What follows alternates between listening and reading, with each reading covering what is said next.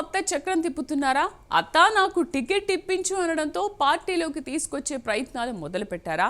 ఆమెను జూబ్లీహిల్స్ ఉప ఎన్నికల్లో పోటీ చేయించేందుకు తెర వెనక మంతనాలు చేస్తున్నారా? ఇందుకు ఆమె ఎన్నికల్లో నిలబడితే ఆ రెండు పార్టీలు ఆమెకు అండగా ఉంటాయా? పోటీ చేయించేందుకు ఆమె కదుపుతున్న వ్యూహాలు సఫలమవుతాయా? ఇంతకు అంతగా తాపత్రయపడుతున్న ఆ అత్త ఎవరు?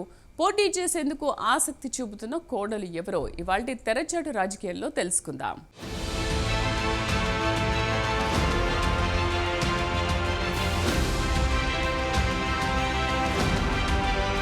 తెలంగాణ గ్రేటర్ హైదరాబాద్ పరిధిలోని జూబ్లీహిల్స్ ఉప ఎన్నిక ఆసక్తికరంగా మారింది. జూబ్లీహిల్స్ ఉప ఎన్నిక అభ్యర్థుల ఎంపిక వివిధ పార్టీల్లో రోజుకో మలుపు తిరుగుతోంది.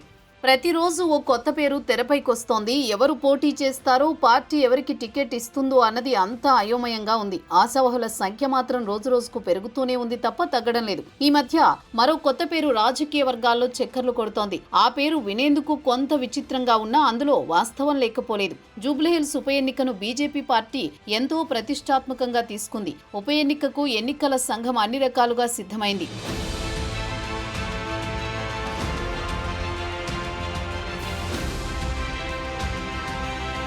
బీఆర్ఎస్ ఎమ్మెల్యే మాగంటి గోపీనాథ్ మృతితో ఖాళీ అయిన సిట్టింగ్ సీటును నిలబెట్టుకునేందుకు బీఆర్ఎస్ ప్రయత్నిస్తోంది. బీఆర్ఎస్ నుంచి మాగంటి గోపీనాథ్ సతీమణి మాగంటి సునీత బరిలో దిగనున్నట్టు తెలుస్తోంది. ఇక్కడ సింపతితో పాటు కమ్మ, ఆంధ్ర ఓట్లు కలిసి వస్తాయని అంచనా వేస్తోంది కారు పార్టీ అధిష్టానం. ఇక గ్రేటర్ లో పట్టు సాధించేందుకు కాంగ్రెస్ ప్రయత్నాలు మొదలుపెట్టింది. ఇప్పటికే సికింద్రాబాద్ కంటోన్మెంట్ సీటును ఉప ఎన్నికల్లో కైవసం చేసుకున్న కాంగ్రెస్ ఇప్పుడు జూబ్లీహిల్స్ సీటును గెలుచుకోవాలని ప్లాన్ చేస్తోంది. ఇక్కడ ముస్లిం మైనారిటీ ఓట్లు కీలకం కానున్నాయి. కాంగ్రెస్ ఎంఐఎం మధ్య పోటీ పైన అంగీకారం కుదిరితే మొత్తం లెక్కే మారిపోవడం ఖాయంగా కనిపిస్తోంది.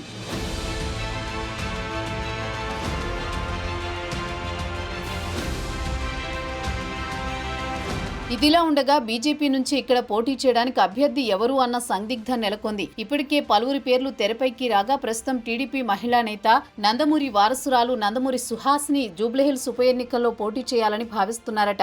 అది కూడా టీడీపీ నుండి కాదట, బీజేపీ నుండి పోటీ చేయాలని భావిస్తున్నారట సుహాసిని. ఇప్పటికే ఆ దిశగా సుహాసిని అత్త అయిన ఏపీ బీజేపీ ఎంపీ పురంధేశ్వరిని మంతనాలు జరుపుతున్నారట. గతంలో కూకట్పల్లి నుంచి టీడీపీ అభ్యర్థిగా పోటీ చేసిన సుహాసిని ఆ తర్వాత పార్టీ కార్యక్రమాల్లో పెద్దగా పాల్గొన్న దాఖలాలు లేవు. అయితే ఆ తర్వాత జరిగిన పరిణామాల నేపథ్యంలో నందమూరి నటవారసుడు జూనియర్ ఎన్టీఆర్ను టీడీపీ పక్కన పెట్టడం, ఆయన టీడీపీకి అంటిముట్టనట్టుగా ఉండడంతో సుహాసిని పార్టీకి దూరమైనట్టు తెలుస్తోంది.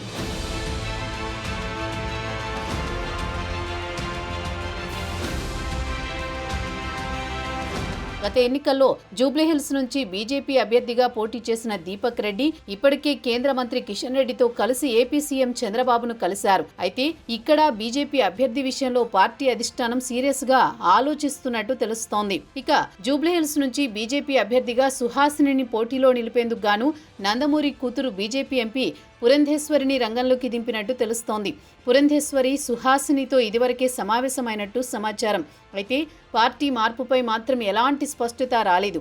తెలంగాణలో టీడీపీకి అంత బలంగా లేకపోవడంతో కమలం పార్టీ ఆ స్థానంలో పోటీ చేసి టీడీపీ జనసేన మద్దతు కూడగట్టాలని భావిస్తున్నట్టు తెలుస్తోంది.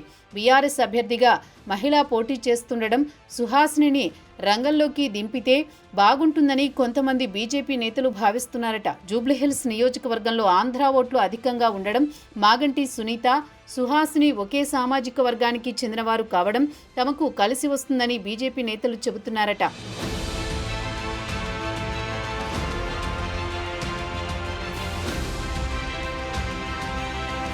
మాగంటి గోపీనాథ్ మొదట టీడీపీ నుంచి పోటీ చేసి విజయం సాధించారు. రాష్ట్ర విభజన అనంతరం ఆయన బీఆర్ఎస్ లో చేరారు. అయితే ఆ సమయంలో టీడీపీ ఓటు బ్యాంకు అంతా ఆయన వైపే మొగ్గు చూపింది. అయితే ఇప్పుడు సుహాసిని ఇక్కడ పోటీ చేస్తే నందమూరి మీద ప్రేమ ఉన్న సైకిల్ ఓటర్లు ఆమెకు మద్దతుగా నిలుస్తారని కాషాయ పార్టీ భావిస్తున్నట్లు రాజకీయ విశ్లేషకులు చెబుతున్నమాట. మరోవైపు జూబ్లీహిల్స్ లో కమ్మ సామాజిక వర్గం, ఆంధ్ర సెటిలర్లు, ఓటర్లు ఎక్కువగా ఉండడంతో నందమూరి సుహాసిని బరిలోకి దింపితే కూటమి జూబ్లీహిల్స్లో జెండా ఎగరవేయవచ్చని భావిస్తున్నారట. అంతేకాకుండా టీడీపీ తెలంగాణలో రీఎంట్రీకి జూబ్లీహిల్స్ ఉప ఎన్నికను అస్త్రంగా వాడుకునేందుకు ప్లాన్ చేస్తున్నారట స్థానిక సైకిల్ పార్టీ నేతలు. ఏది ఏమైనా ఒక ఉప ఎన్నికల కోసం 3 పార్టీలు దోబూచులాడుతున్నాయి. ఒకవైపు బీజేపీ మాత్రం ఒంటరిగానే పోటీ చేస్తామని అంటూనే మరోవైపు ఎప్పుడూ ఏమైనా జరగొచ్చనే సంకేతాలిస్తోంది. చూడాలి మరి కాషాయ పార్టీలో ఎవరికి అవకాశం వస్తుందో.